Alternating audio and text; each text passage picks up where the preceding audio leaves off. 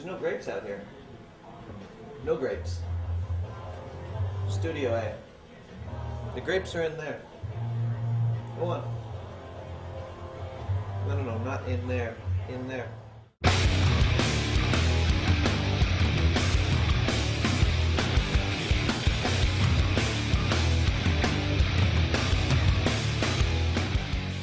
This is the drum kit that I used on the latest record.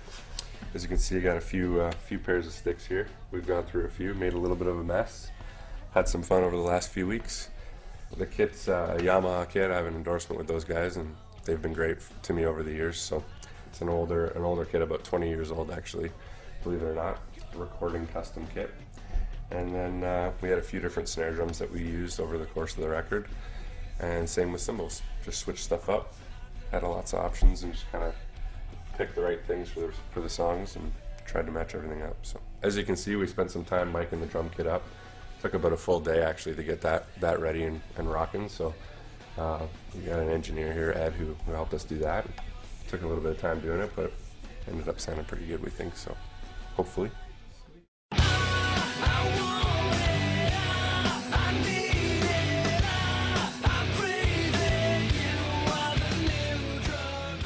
As far as writing goes, it's always a blend of things with me. Like as a songwriter, where sometimes, a lot of times you get ideas on. We travel a lot doing this, on planes and rental vans and buses and all over the place. And so, I kind of keep busy with that as far as just I'm always writing on. You get a lot of ideas on planes, and you're in the plane bathroom writing on toilet paper to.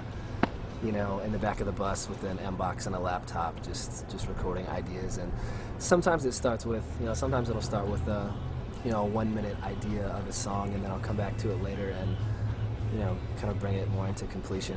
And usually it's just, kind of getting a melody idea and sitting down with the guitar and actually kind of mapping it out. And so I'll record it usually just on an M-box and a laptop wherever we are, because we're kind of moving around all the time. And record the actual song and lead parts and that kind of junk on an acoustic or electric, just on the road, and then we'll take that demo and shoot it to the guys, and then ultimately, we'll get together as a band and jam through everything and see what feels the best. Why does that feel weird?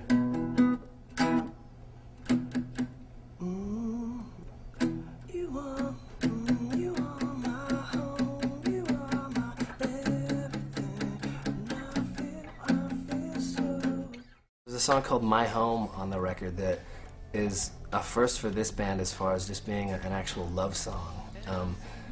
It can be perceived as, talking about God or talking about whoever that person is to you, but for me, the song was about my wife, and it's just the more that you kind of live this lifestyle that we do as a band, as far as, being away all the time and being on the road and not really being at your home, so to speak, very often, you start to lose just the general aspect of home, of the home that you and I knew when we were growing up, and your mother, your father, your family, and that's your home. And when you get out and start doing this, and you're playing different cities every night, and you're gone for a long time, long periods of time, you start to kind of realize more and more.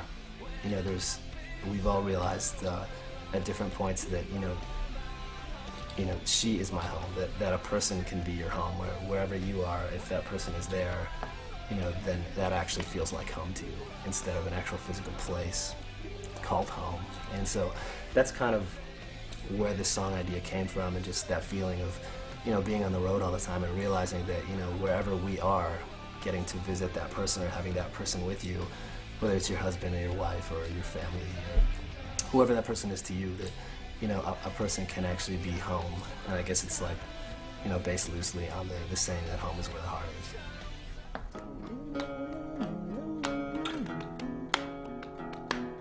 Okay, we'll try the whole thing.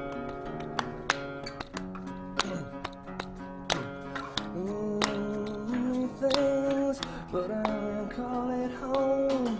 It's just a building in a city. Everywhere I go, this place is many things, but I can't call it home. And where's the voice that I hear every night on the phone? And I've done a few things I wasn't proud. I might have said a few things that hurt you, but you're still the only one who fills me up, and every tear that I shed was worth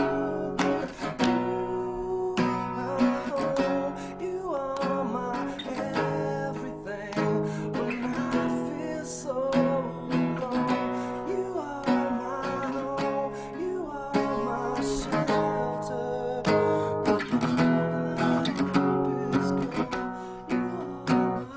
So we're good. Yeah.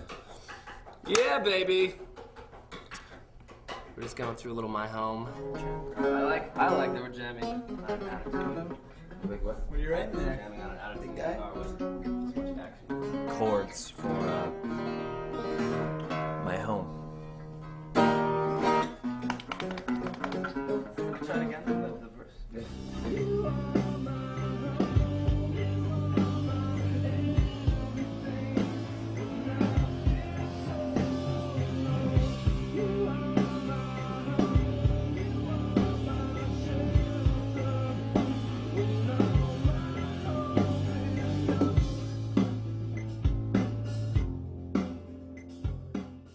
With our stuff, usually it kind of starts with, you know, I usually write the song on guitar and vocals kind of thing, and then we've been blessed to work with a guy named Phil X the last couple records.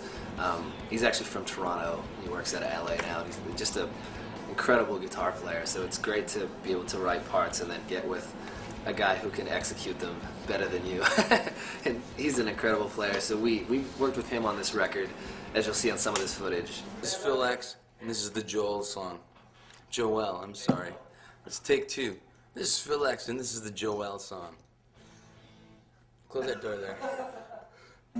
Joel, Joel, the man with the touch. Born is the bassist of 1,000-Foot Krutch. Take care. Actually record something for real.